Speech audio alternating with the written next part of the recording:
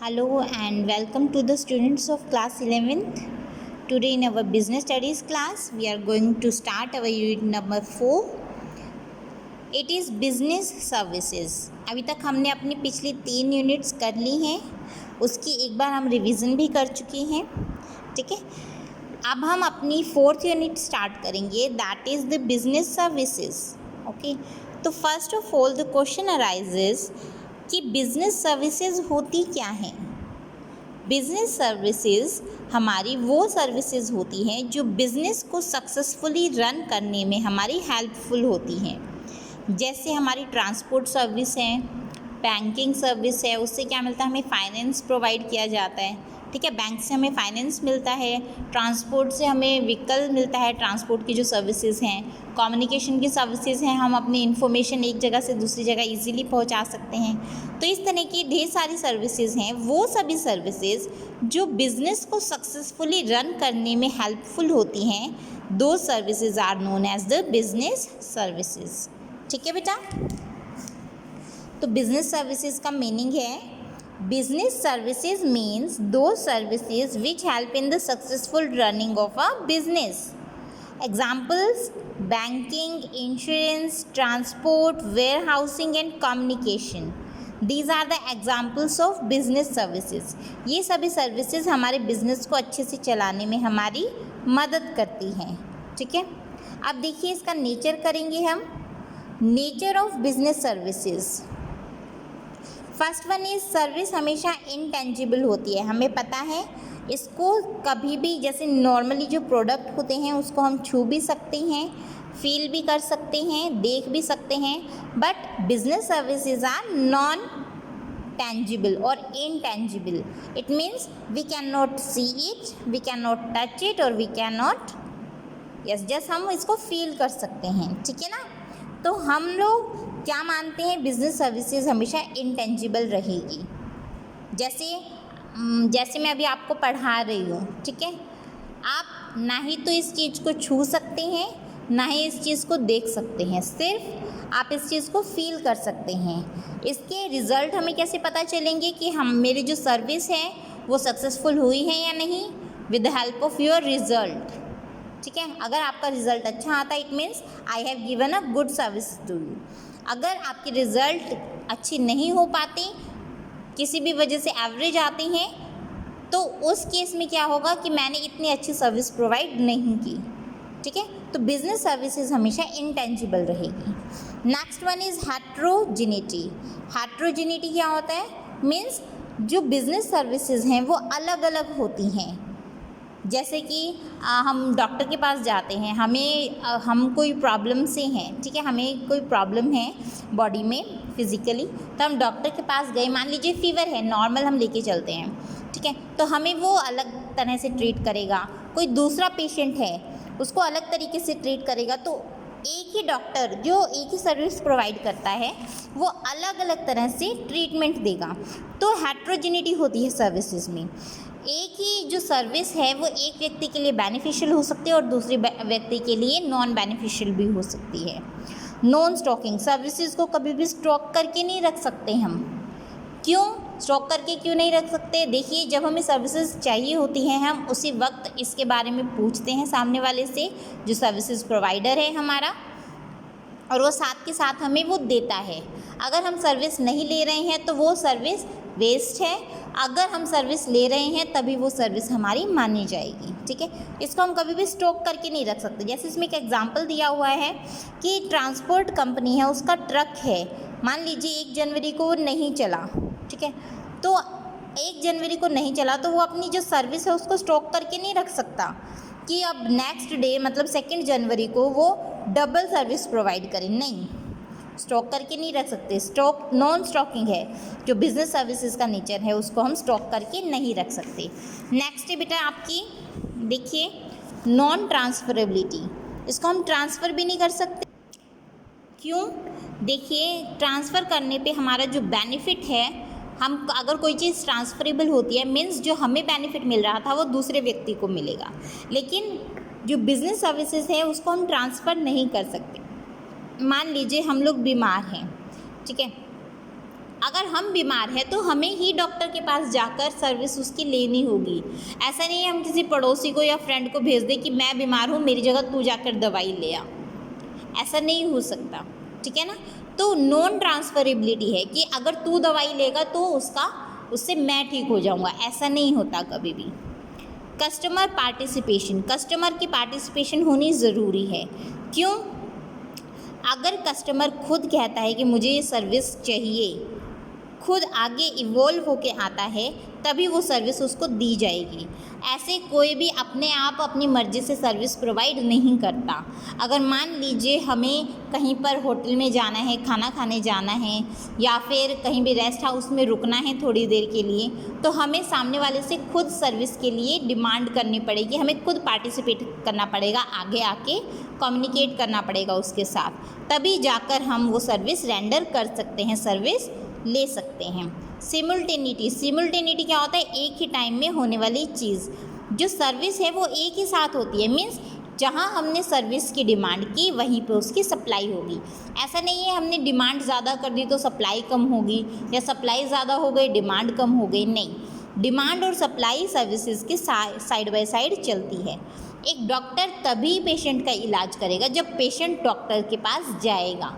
अगर कोई व्यक्ति बीमार है और वो डॉक्टर से सलाह नहीं ले रहा है, उसके पास नहीं जा रहा है, तो डॉक्टर खुद अपने आप अपनी मर्जी से जाकर उसका इलाज नहीं करेगा। कब तक नहीं करेगा? तब तक जब तक कि पेशेंट उससे खुद ना आकर कहे कि मैं बीमार हूँ और मुझे अपना इलाज करवाना है, ठीक है। These are the features of business services. Nature, you can say intangibility, heterogeneity, non-stocking, non-transferability, customer participation and simultaneity. Okay. Next one is types of business services. Business services की क्या क्या टाइप्स हैं, जैसे कि हमने इसके एग्जांपल्स में देखा था। बैंकिंग है, इंश्योरेंस है, ट्रांसपोर्ट है, वेयर हाउसिंग है और कम्युनिकेशन है, ठीक है। These are the 5 types of services. First one is banking services. Banking services कौन सी सर्विसेज होती हैं? जो हमारे बिजनेस को किसी भी तरीके से फाइनेंस प्रोवाइड करती हैं, ठीक है, किसी भी फॉर्म में, चाहे वो लोन की तरीके से दे रही हो, ठीक है, किसी भी तरीके से हमें फाइनेंस जो प्रोवाइड करती है, that is our banking services. For example, a bank provides the facility of a loan. Bank हमारा लोन प्रोवाइड करता है टू द बिजनेस, ठीक है, अपने डेली के खर्चे चलाने के लिए, अपने हर रोज़ के मतलब रोज़मर्रा के जो भी उसके एक्सपेंसेस हैं, वेजेस देने हैं हमें वर्कर्स को, या जो भी चीज़ें उसको करनी है, एडवर्टाइजमेंट एक्सपेंसेस हैं, तो उसके लिए उसकी फाइनेंस की ज़रूरत पड़ेगी बिज़नेस को। तो वो फाइनेंस कहाँ से ले सकता है? बैंक से। तो बैंकिंग सर्विसेज क्या करती है? These services provide the finance to the business in any form. Next one, insurance services. Insurance services क्या है? एक प्रॉपर डेफिनेट फीस चार्ज करके, ठीक है, जो रिस्क है बिजनेसमैन का वो अपने ऊपर ले लेती है। रिस्क किस चीज़ में? अगर मान लीजिए बिल्डिंग है, बिजनेसमैन की बिल्डिंग है, ठीक है, उसको अभी उसकी हालत इतनी अच्छी नहीं है, अब उसको फ्यूचर में डर है कि कहीं बाई चांस भूकंप आ जाए या फिर कोई ऐसी चीज़ हो जाए, या मशीनरी है, फ्यूचर में उसको ये डर है कि हाँ कहीं ये टूट जाए, या फिर वो एकदम से इतना पैसा इकट्ठा ना कर पाए कि हाँ उसके ख़राब होने से अचानक से वो न्यू मशीनरी ख़रीद सके। तो वो जो उसका डर है उसको वो कहाँ ट्रांसफ़र कर देगा? वो रिस्क जो है वो ट्रांसफ़र कर देगा टू द इंश्योरेंस कंपनी। बदले में उसको क्या देना होगा? एक सिंपल अमाउंट फीस का, ठीक है। इंश्योरेंस कंपनी एक चार्ज करेगी definite amount of fee, so that the risk can be bear by the insurance company, ठीक है। और वो मंथली भी चार्ज कर सकती है, क्वार्टरली भी, वो डिपेंड करता है। उस फीस को हम क्या कहते हैं? प्रीमियम के तौर पे जाना जाता है, ठीक है। ट्रांसपोर्ट सर्विसेज क्या होती हैं? ये वो सर्विसेज होती हैं जो गुड्स को एक जगह से, या फिनिश्ड गुड्स हो, रॉ मटेरियल हो, ठीक है, ह्यूमन रिसोर्स हो, कुछ भी हो, उनको एक जगह से दूसरी जगह पहुंचाने में हेल्प करती है टू द बिजनेस, ठीक है। ये एक बहुत ही ज़्यादा इम्पोर्टेंट रोल प्ले करती है। क्यों? विदाउट द ट्रांसपोर्टेशन हम रॉ मटेरियल एक जगह से दूसरी जगह नहीं पहुंचा पाएंगे, फिनिश्ड गुड्स नहीं पहुंचा पाएंगे, और ना ही जो अगर हमने व्यक्तियों को भी एक जगह से दूसरी जगह लेके जाना है तो ट्रांसपोर्ट सर्विस की हमें ज़रूरत पड़ेगी, ठीक है ना। So this is our transport service. Next is warehousing. Warehousing में क्या करते हैं, ये हमें हमारे जो गुड्स हैं वो स्टोर करने में हमारी हेल्प करती है। मतलब वेयर हाउसिंग के अंदर जो मान लीजिए हमने स्टॉक बनाकर रखा हुआ है उसके अंदर हम अपने स्टॉक को रख सकते हैं, ठीक है। It helps to keep our product preserved up to the time of its utilization. जब तक हम उसको यूटिलाइज नहीं कर लेते तब तक वो हमारे वेयर हाउस में सेफली रहती है। Next one communication. कम्युनिकेशन जैसा कि बताया था, इंफॉर्मेशन, मैसेजेस एक जगह से दूसरी जगह पहुंचाने में हमारी हेल्प करते हैं, ठीक है। कम्युनिकेशन की हेल्प से हम एक जगह से दूसरी जगह कोई भी मैसेज हो, कोई इन्फॉर्मेशन हो, कोई भी ऐसी न्यूज़ हो जो हमें एक जगह से दूसरी जगह पहुंचानी है तो बहुत ही ईजिली हम उससे पहुंचा सकते हैं, ठीक है। So these are the types of business services, banking services, insurance services, transport services, warehousing and communication, ठीक है। नेक्स्ट है बेटा आपका बैंक। बैंक का मीनिंग हम पहले कर चुके हैं बेटा। सो बैंक का मीनिंग होगा कॉमन, अगर पैरेंट्स में देखें हम, bank means an organisation. Bank एक ऐसी ऑर्गेनाइजेशन है विच ट्रांजैक्ट इन मनी, जो मनी में ट्रांजैक्शन करती है। इट मीन्स हमें मनी फाइनेंस प्रोवाइड करती है या हमारा जो मनी है वो डिपॉजिट करती है, सेविंग के तौर पे हमारा रखती है, ठीक है। ये सब काम कौन करता है, हमारे बैंक करते हैं। इसमें बैंक की डेफिनेशंस भी दी हुई हैं और टाइप्स भी दिए हुए हैं। बेटा आपको टाइप्स जो हैं इसके अच्छे से लर्न करने हैं। टाइप्स ऑफ बैंक जैसे कि आप देख पा रहे हैं, types of banks, commercial banks, industrial banks, agricultural banks, regional banks and other apex in banking institutions, ठीक है। अब देखिए कमर्शियल बैंक में दो तरह से आते हैं, foreign commercial bank and Indian commercial bank. अब इंडियन कमर्शियल बैंक के भी दो टाइप्स हैं, public and private. Industrial banks national and state level, ये दो ही टाइप्स के होते हैं। Agricultural bank, cooperative bank and land development bank. Regional bank का कोई टाइप नहीं है।